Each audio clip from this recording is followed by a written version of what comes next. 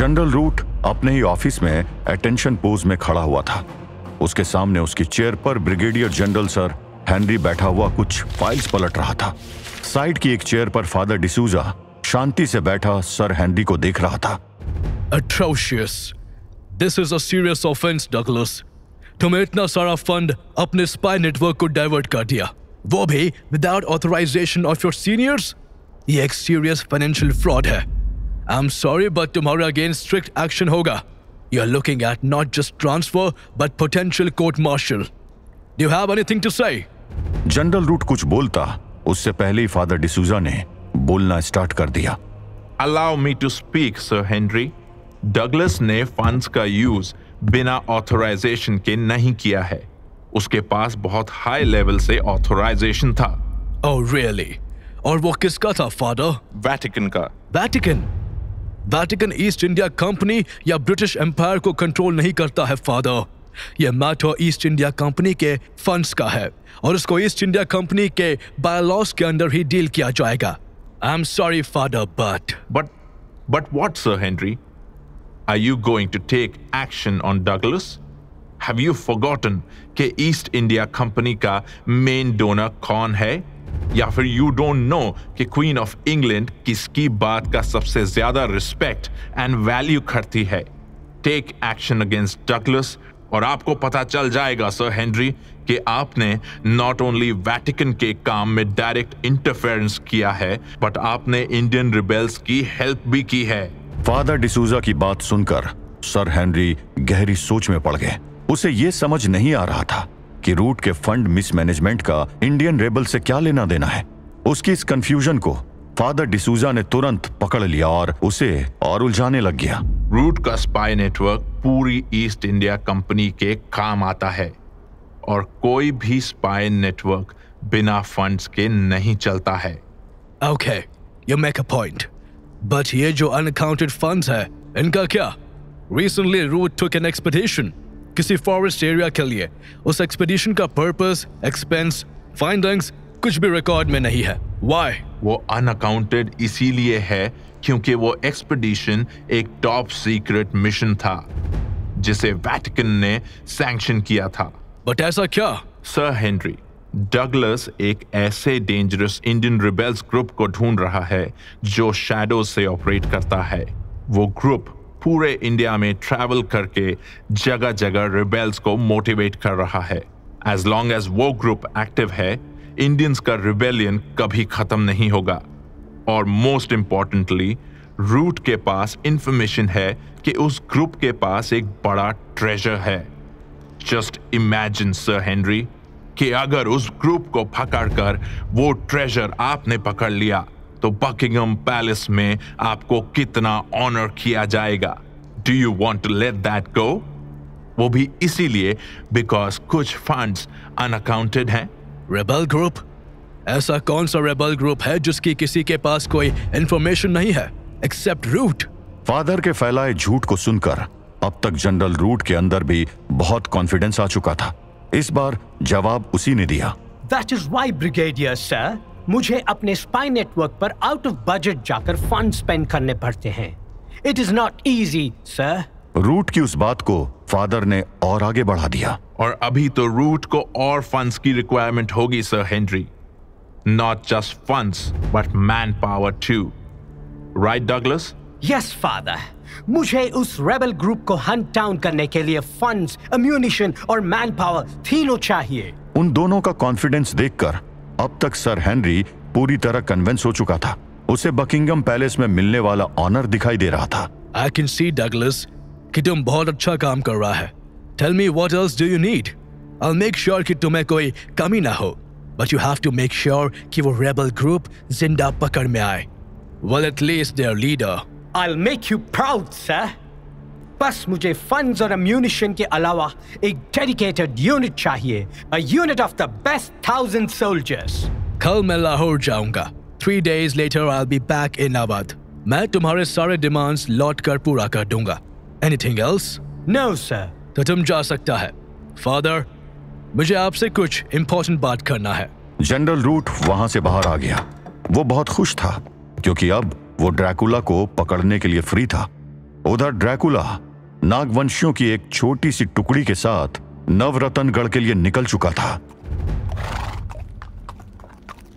रामदास ठीक तो रहेगा ना महाराज? मिस अनीता, रिलैक्स, वो बिल्कुल सेफ है। हाँ, पर उसे रूम में लॉक करना मुझे थोड़ा अजीब लग रहा है। वो उसकी और मेरे लोगों की सेफ्टी के लिए जरूरी था। डोंट वरी, हमारे आयुर्वेदाचार्य की दवाइयां उसको सुला कर रखेंगे ताकि वो पूरी तरह रेबीड ना हो जाए। राजा नागनाथ की बातों में एक कॉन्फिडेंस था। अनीता थोड़ा रिलैक्स फील कर रही थी। उधर ड्रैकुला किसी गहरी सोच में डूबा हुआ था। सेनापति पदम सिंह बहुत ध्यान से ड्रैकुला को देख रहा था और ड्रैकुला को इस बात का एहसास हो गया। कुछ प्रॉब्लम है क्या? क्या प्रॉब्लम है? मुझे घूर क्यों रहे हो? नहीं, ऐसा कुछ नहीं। दोबारा ऐसा मत करना। ड्रैकुला की आवाज में एक वार्निंग थी, लेकिन न जाने क्यों सेनापति पदम सिंह उस वार्निंग को सुनकर मुस्कुरा रहा था। उधर अनीता और राजा नागनाथ डिस्कशन में लगे थे। कितनी दूर है ये नवरत्नगढ़? काफी दूर है। अगर हम इसी स्पीड से चलते रहे तो कल रात तक वहां पहुंच जाएंगे। वैसे miss Anita, I must say कि आप बहुत ब्रेव हैं, बट मुझे अभी भी लगता है कि आपको वहां नहीं चलना चाहिए। वहां काफी खतरा होगा। आप मेरी चिंता मत कीजिए, जब तक व्लाद है मुझे कोई टेंशन नहीं है। एक बात कहूंगा मिस अनीता, काउंट के बारे में बहुत सुना है मैंने, लेकिन आपको उसके साथ देखकर बहुत शौक लगा मुझे। कुछ तो बात है आप में जो काउंट जैसा मॉन्स्टर आप जैसी लेडी के साथ न सिर्फ कंफर्टेबल दिखता है, बल्कि वो अपनी ब्लड लस्ट को कंट्रोल में भी रखता है। इसके पीछे जरूर कोई मिस्ट्री है। कोई मिस्ट्री नहीं है, बस एक ट्रस्ट है और उस ट्रस्ट के पीछे एक लंबी स्टोरी है। सफर भी लंबा है, मैं वो स्टोरी सुनना चाहूंगा। ओके। अनीता राजा नागनाथ को एमनोतेप की कहानी सुनाने लगी। नवरत्नगढ़ अभी दूर था, लेकिन उनका काफिला तेजी से आगे बढ़ता जा रहा था। उधर इब्लिस भी अपनी तैयारियों में लग चुका था और उसका निशाना था एनुबिस की कंट्रोल वाला नर्क का वो हिस्सा जिसे दुआत कहते थे। इब्लिस इस समय अपनी सेनाओं को जगा रहा था। अनहदऊ या सुकान अल जहीमी सईदुकुम यहताज इला कातिकम लड़क्कन हन अल वक्त लिल मुतल्लबत बिहादाल कुन फलिद बदालम सिरा आय की जुहाबती मुखलिसी मिन खिलल युमाला अलफदा लक्कड़हन अल वक्त ली अखिदमा यंतमी इलायना जमयन। या इब्लिस, हम तुम्हारी सेवा में हाजिर हैं। बहुत सह चुके तुम सब दोज़ख के इस आग को। अब इसी आग में पूरी कायनात को जलाओगे तुम सब। मैं तुम सबको आजाद कर दूंगा, लेकिन उसके पहले हमें अनुबिस को हराना है। जंग की तैयारी करो। इब्लिस की सेना वेबात को आजाद करने के लिए निकलने ही वाली थी। धरती पर हिंदुस्तान की आजादी का जंग जोर पकड़ रही थी और नर्क में पूरे ब्रह्मांड को नर्क बनाने की तैयारी चल रही थी। और उसी तैयारी का एक और नाम था Lucifer. Vostenete moi domini, moi robivi, moi voini. Steni, zatuas totu zapovedam Lucifer. Steni aidago zapokanem nash yotu mashsa dominasi javo universum ut. एक और सेना एनुबिस पर चढ़ाई करने के लिए तैयार थी। एनुबिस क्या दुआत को बचा पाएगा, यह कहना मुश्किल था। और इस सारे घटनाक्रम से कोई बहुत चिंतित था।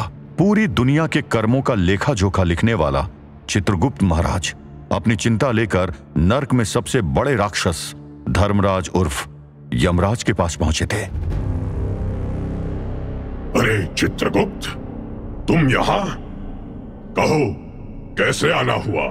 मन बहुत व्याकुल है धर्मराज। क्यों, क्या हो गया? आपको तो पता ही होगा मैं किस बारे में चिंतित हूं, फिर भी आप पूछ रहे हैं। अनुबिस को लेकर? जी धर्मराज, एक तरफ से इब्लिस अपनी सेना लेकर आगे बढ़ रहा है और दूसरी तरफ से लूसीफर। क्या अनुबिस इन दोनों का सामना कर पाएंगे?